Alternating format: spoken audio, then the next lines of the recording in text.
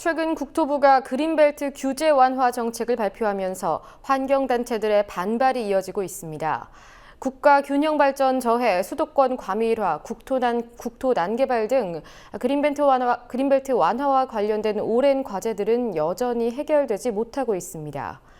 투기 세력의 편의만 봐줄 것이라는 의구심 역시 그대로입니다.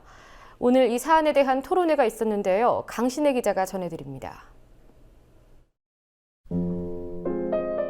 지난 6일 국토교통부는 규제개혁 장관회의에서 개발 제한 구역제도, 그린벨트 규제를 완화하는 정책을 발표했습니다. 이어 환경단체들은 즉각 철회할 것을 촉구해왔고, 오늘 그린벨트 규제 완화에 따른 부작용을 진단하는 토론회를 열었습니다.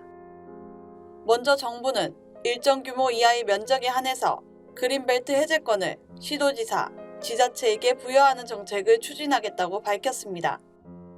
김홍철 환경정의 사무처장은 이럴 경우 지자체가 무분별하게 그린벨트 개발에 나설 수 있고 선거철마다 개발 공약 남발과 난개발을 부추길 수 있다고 지적했습니다.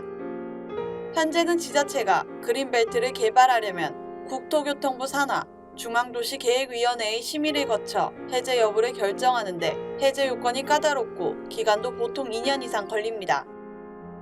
또 수도권의 과밀, 집중을 악화시킬 것이라는 지적도 나왔습니다. 지정된 그린벨트 중 현재 남아있는 면적을 보면 수도권이 42%, 비수도권이 58%입니다. 이 중 경기도가 21%임을 고려하면 개발 제한 구역의 규제 완화 효과는 경기 지역, 수도권에 집중될 것으로 보입니다. 또 정부는 불법 창고, 축사 등 건축물을 세운 주민이 30% 이상을 공원으로 만들어 기부하면 합법적 시설물로 인정하기로 한 공공기여형 훼손지 정비 제도를 시행한다고 밝혔습니다. 조명래 한국환경회의 공동대표는 이 정책을 돈 받고 도둑 풀어주는 정책이라고 강하게 비판했습니다. 이어 현재도 불법 창고로 훼손된 농지가 많은데 이번 규제 완화로 그린벨트 내 농지 훼손이 가속화될 것이라고 말했습니다.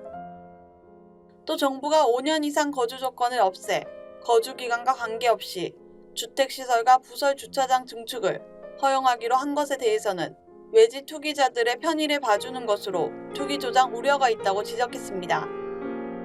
하지만 국토부는 난개발, 자연환경 훼손 우려 등에 대해서 환경보전 가치가 낮은 지역에 대해서 국토부 등 관계부처와 협의하고 주민 의견 수렴 등을 거쳐 계획적인 개발을 추진할 것이라며 문제가 없다는 입장입니다. 그린벨트 관련 규제 완화 조치는 오는 9월 이후부터 시행될 예정이지만 환경단체가 그린벨트 규제 완화 정책은 사망 선고와 같은 결정이라며 반발하고 있어 쉽지 않을 전망입니다. 국민TV 뉴스 강신혜입니다.